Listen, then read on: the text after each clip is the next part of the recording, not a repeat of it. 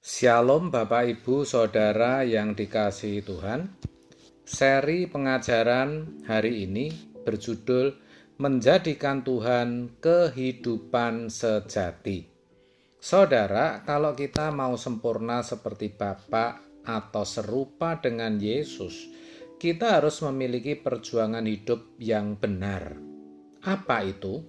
Yaitu menjadikan Tuhan sebagai kehidupan sejati. Dan itulah sebenarnya yang dimaksud Rasul Paulus dalam Galatia 2 ayat 20, di mana dia berkata, "Namun aku hidup, tetapi bukan lagi aku sendiri yang hidup, melainkan Kristus yang hidup di dalam aku. Dan hidupku yang kuhidupi sekarang di dalam daging adalah hidup oleh iman dalam Anak Allah yang telah mengasihi aku dan menyerahkan dirinya untuk aku." Jadi, kehidupan yang kita gelar, yang kita hidupi, itu peragaan dari hidup Kristus. Itulah hidup oleh iman dalam Anak Allah. Kehidupan yang dimaksud di sini bukan hanya sekedar tubuh yang bergerak, mulut kita yang masih terbuka dan bisa menikmati makanan, nafas yang masih berkembang di dada, nadi dan jantung yang masih berdenyut dan berdetak. Bukan. Kehidupan yang dimaksud menyangkut seluruh keberadaan kita, baik jasmani juga rohani. Rohani artinya kita mengalami ketenangan dan kedamaian dari Roh Kudus. Saya katakan dari Roh Kudus, karena bisa saja kita justru merasa tertekan dan tertindas, atau mungkin juga mengalami kesenangan atau kebahagiaan. Tetapi kesenangan dan kebahagiaan yang kita alami sebenarnya membawa kita kepada kebinasaan, bukanlah kehidupan. Kalau jujur ya saudara, banyak orang Kristen yang tidak memiliki kehidupan. Atau belum. Contohnya, seorang wanita yang suaminya bengis, kejam, dan pelit. Padahal tadinya ia pernah kuliah, bekerja, punya sahabat-sahabat dan teman-teman, menikmati kebersamaan dengan sahabat-sahabatnya. Tetapi begitu menikah, malah tidak punya uang sendiri. Suaminya tidak memberi uang belanja yang cukup, kasar, KDRT lagi.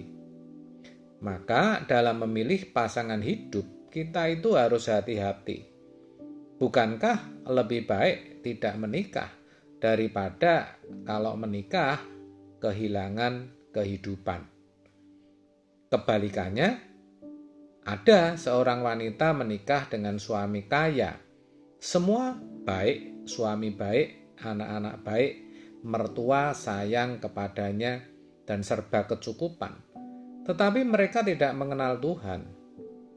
Keluarga yang materialistis, sukanya berpesta, wisata, makan-makan. Memang ke gereja, tetapi tidak mengikut Tuhan secara benar. Hanya Kristen KTP. Sikapnya terhadap orang lemah, kejam, dan bengis. Biasanya tidak takut siapa-siapa, karena merasa kaya dan punya relasi pejabat tinggi. Cenderungnya mencari musuh, iya saudara, supaya bisa menunjukkan kekuatan dan kemampuannya. Orang seperti ini sedang hidup dalam mimpi yang dirasa indah, tetapi sebenarnya akan berakhir, karena ia tidak memiliki kehidupan sejati.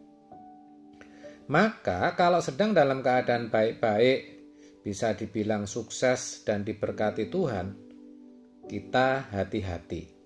Jangan sampai kita digiring lalu dibantai oleh kuasa gelap ke api kekal. Saudara, berjuanglah memiliki kehidupan apapun dan bagaimanapun keadaan kita sekarang ini. Tentu memiliki kehidupan sejati ya saudara. Caranya ya hati-hati dalam mengambil keputusan. jangan asal memutuskan, tetapi benar-benar mempertanyakan dan mempersoalkan semua baik yang menyangkut kebutuhan dan keinginan kita dengan Tuhan. Ingat, hanya Tuhan pribadi yang memiliki kehidupan, tidak ada yang lain. Tanpa Tuhan, kita tidak punya kehidupan. Saudara, kita lihat ada orang yang hidupnya menderita dan tertekan sampai tidak bisa berdoa, malas ke gereja, dan tidak jarang yang marah terhadap Tuhan. Sebaliknya, ada juga orang yang merasa hidupnya diberkati, sukses, tetapi sebenarnya sedang berjalan menuju kegelapan abadi. Keadaan itu sangat mungkin sebab kebahagiaan mereka tidak tertumpu kepada Tuhan, tetapi kepada harta dan kekayaannya. Mudah sih bagi mereka untuk ke gereja, tidak sulit bagi mereka menunjukkan seakan-akan mereka peduli pekerjaan Tuhan. Bisa juga loh mengundang pendeta hadir di rumahnya lalu memuji menyembah Tuhan. Tetapi kalau dalam kehidupannya sehari-hari tidak sungguh-sungguh menyenangkan hati Tuhan, orang seperti itu sejatinya tidak memiliki kehidupan yang sejati. Saudara, kalau mau jujur, hampir semua orang belum memiliki kehidupan sejati.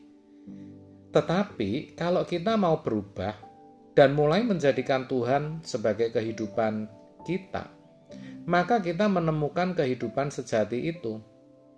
Walaupun bisa saja kita berada dalam situasi yang membuat kita sepertinya tidak bisa menikmati kegembiraan dan kebahagiaan dalam hidup. Kita berkekurangan atau sedang dalam masalah berat. Tetapi kita bisa memiliki kehidupan asalkan kita mau menjadikan Tuhan sebagai kesenangan dan kebahagiaan kita. Jangan menunggu dan mengharapkan ada sesuatu yang membuat hidup kita terasa lebih bahagia.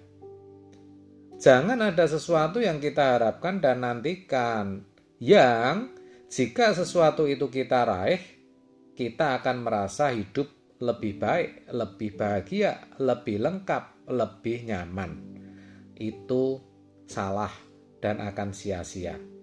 Jangan berkata, kalau nanti bisa meraih sesuatu, kita akan merasa bahagia, lengkap, utuh, nyaman, dan aman. Jangan pernah. Kalau saudara sedang kesulitan, jangan pernah berpikir saudara akan bahagia kalau penghasilan saudara bertambah menjadi 2 kali lipat. Jangan mengharapkan apapun yang bisa membahagiakan, karena semua yang ada itu fana. Sebaliknya, percayalah, kalau kita menjadikan Tuhan kebahagiaan, kita akan menjalani hari-hari dengan sukacita. Dan Tuhan pun bisa saja mengubah keadaan kita. Sungguh luar biasa rahasia ini. Dan kalau itu kita ikuti, kita akan benar-benar menjadi kekasih Tuhan. Itu berarti tidak ada yang kita nantikan kecuali Tuhan. Karena dialah kehidupan yang akan benar-benar menjadikan hidup kita tenang, teduh, dan bahagia. Itulah kehidupan sejati. Amin. Tuhan Yesus memberkati.